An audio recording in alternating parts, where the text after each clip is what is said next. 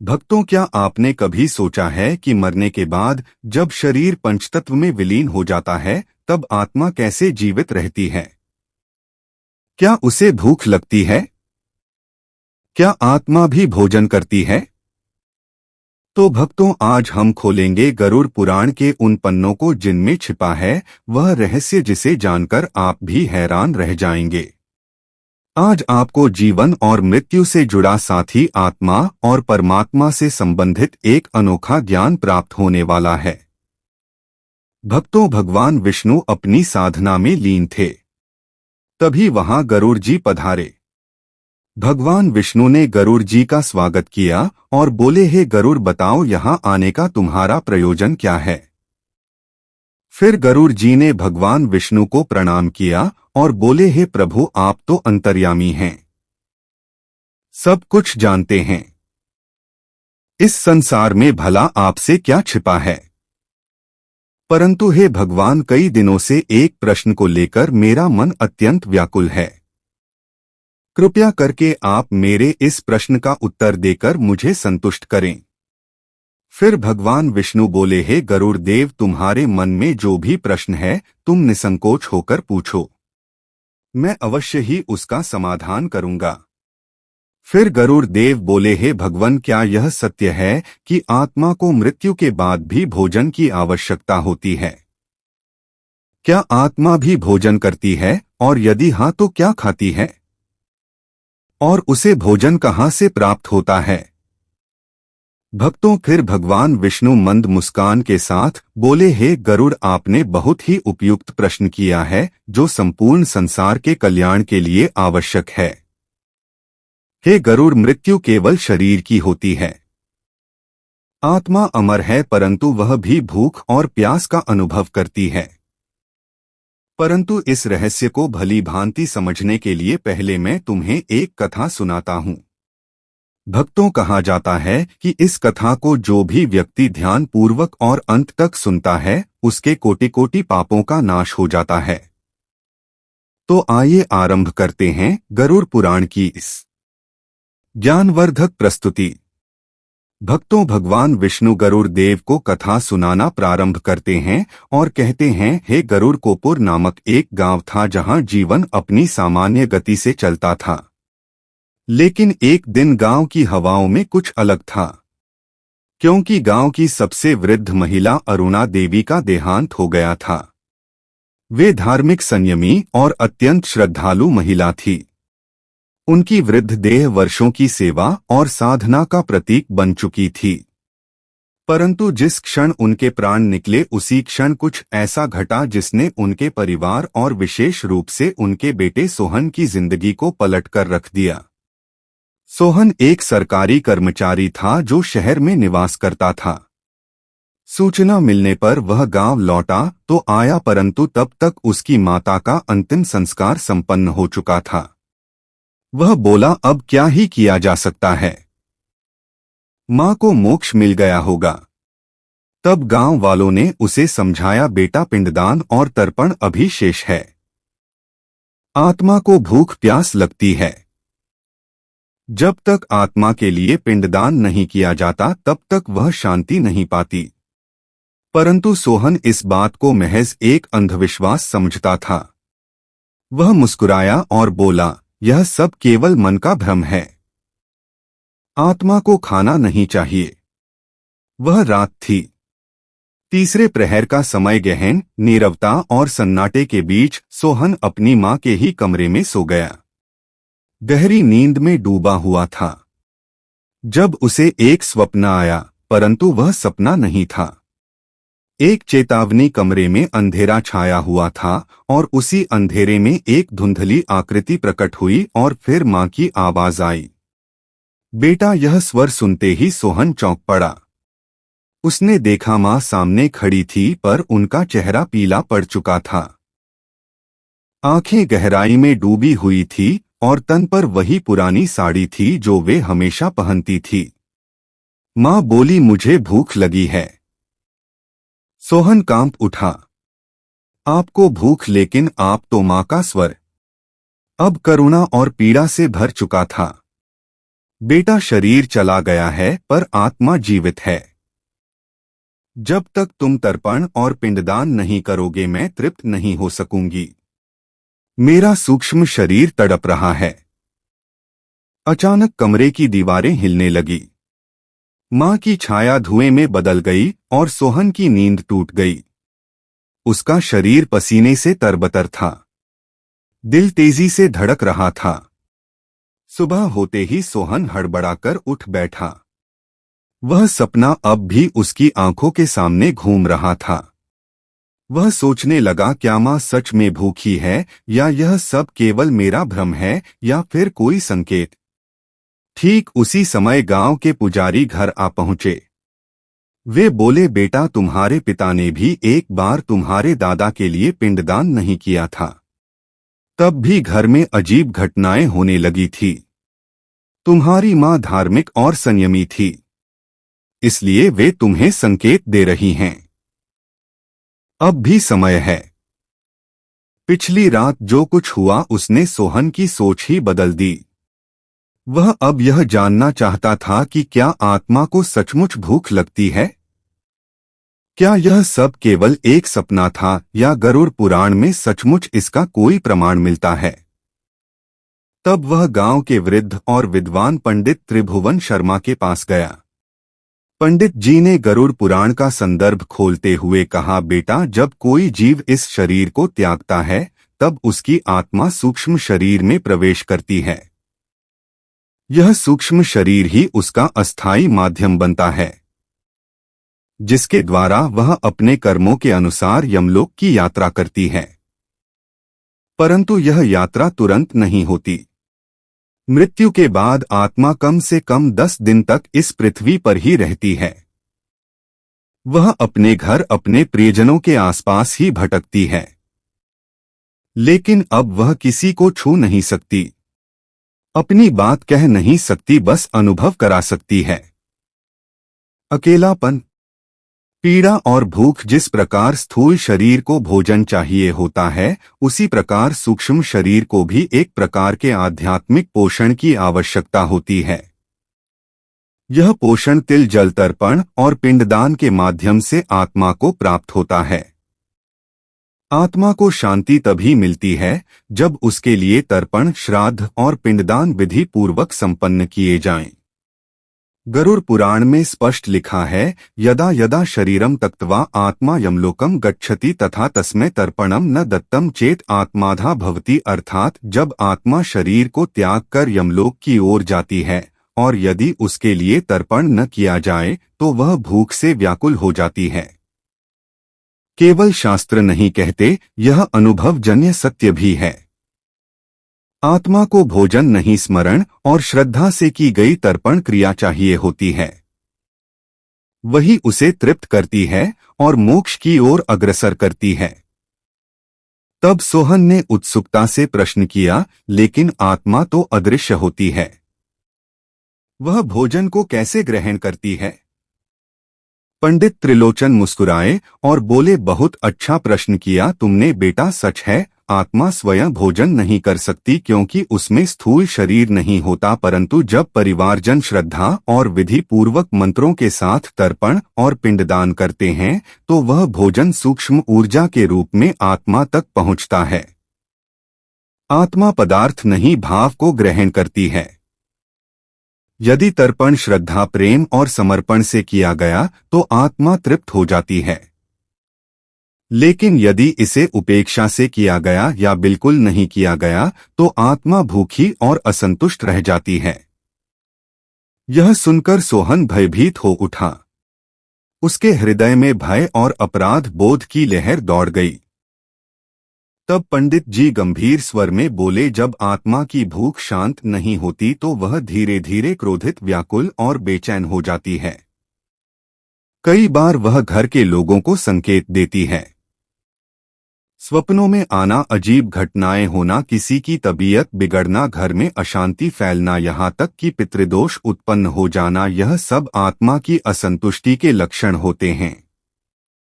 पिंडदान मृत आत्मा के लिए वही है जो किसी थके हुए यात्री के लिए रास्ते का भोजन होता है।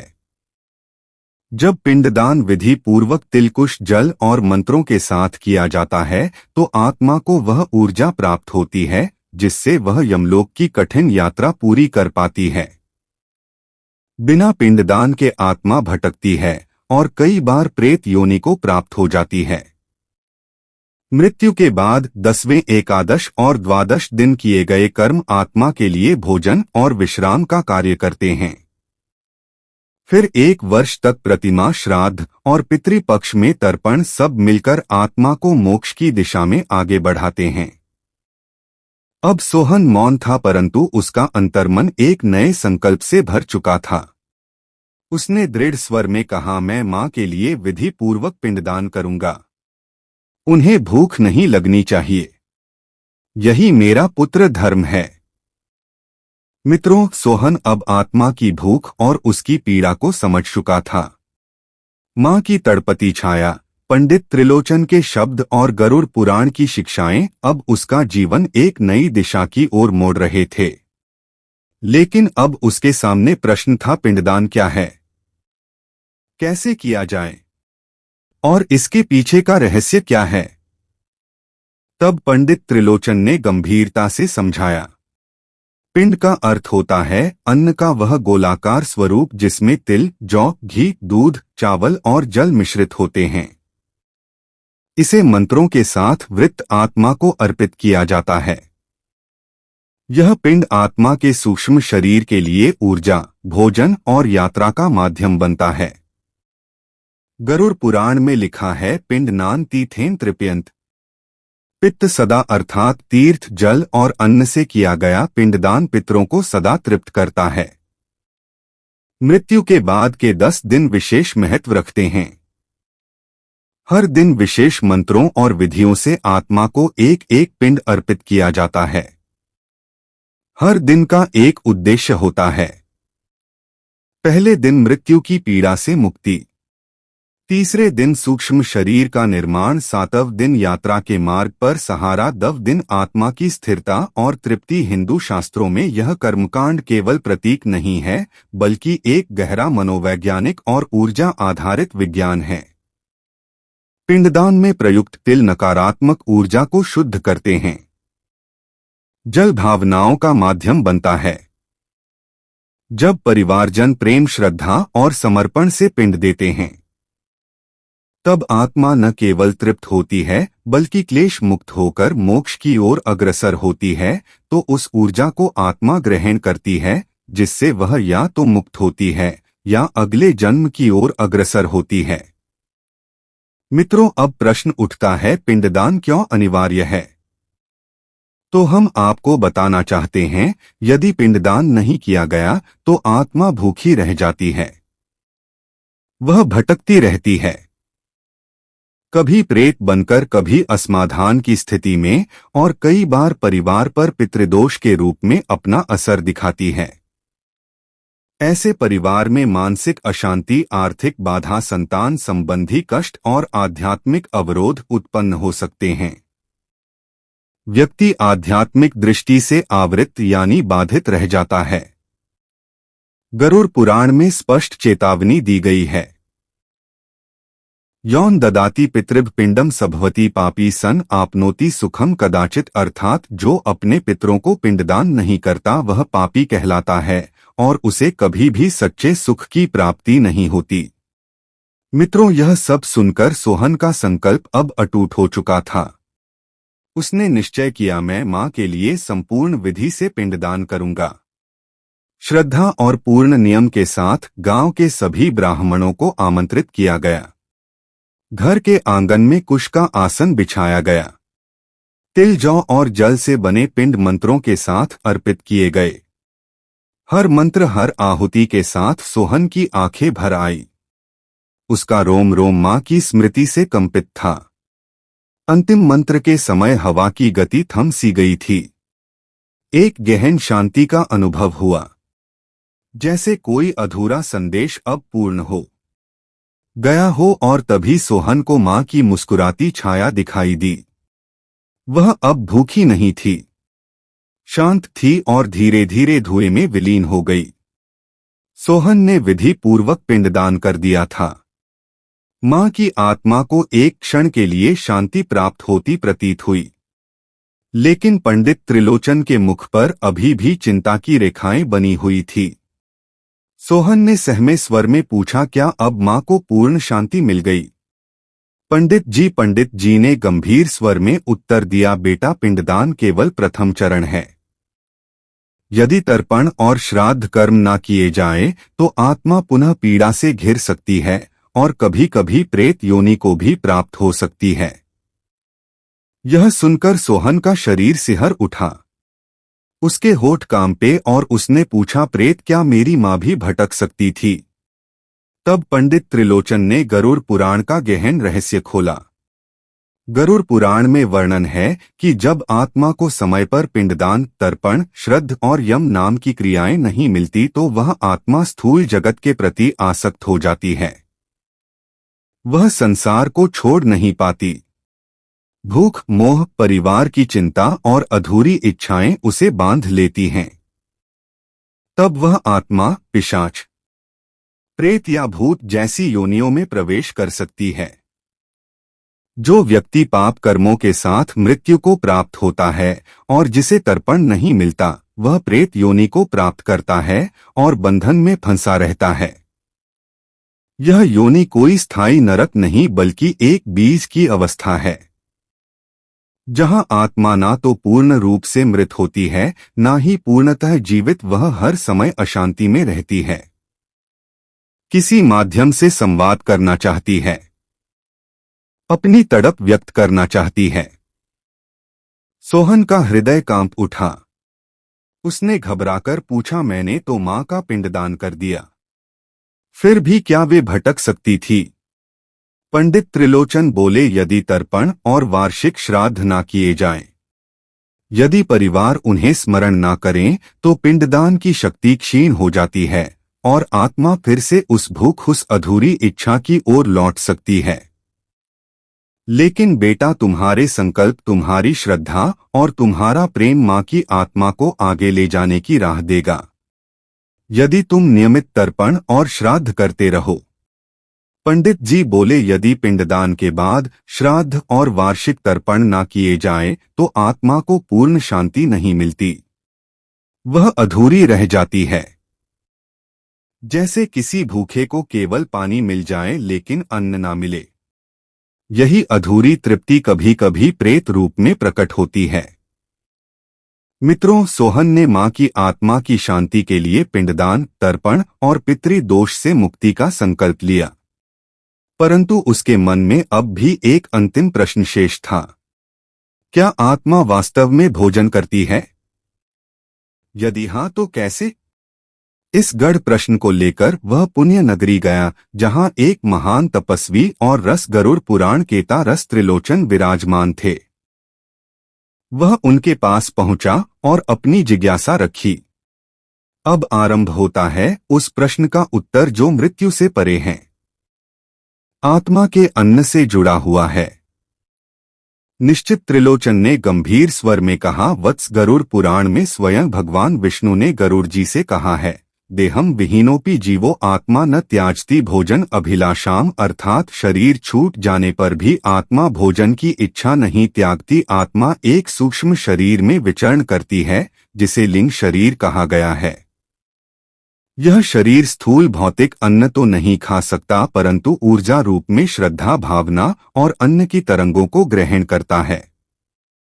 मित्रों, आत्मा को भोजन कब और कैसे प्राप्त होता है, यह जानना अत्यंत आवश्यक है।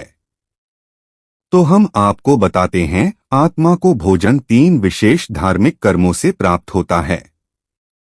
पहला है पिंडदान। पिंड यानी चावल, तिल, जौ, घी, दूध और कु से बने अन्न गोलाकार रूप में मंत्रों के साथ आत्मा को अर्पित किए जाते हैं।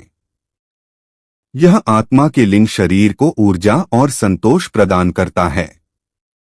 श्रद्धा से किया गया पिंडदान भौतिक अन्न की तरह आत्मा को तृप्त करता है, परंतु सूक्ष्म स्तर पर ऊर्जा के रूप में। दूसरा है तर्पण। तर्पण में तिल, जल और मंत्रों के साथ पितरों का आह्वान कर उन्हें अर्पण किया जाता है। इससे आत्मा को शांत व संतुष्ट करने वाली ऊर्जा तरंगे प्राप्त होती है। यह एक प्रकार का भावना आधारित जलदान होता है जो आत्मा की तृष्णा को क्षमित करता है। तीसरा है श्राद्ध भोज। श्राद्ध में योग्य ब्राह्मणों को आदर पूर्वक भोजन कराया जाता है। यह केवल सामाजिक कर्तव्य नहीं बल्कि आत्मा के लिए प्रतीकात्मक अन्नदान होता है।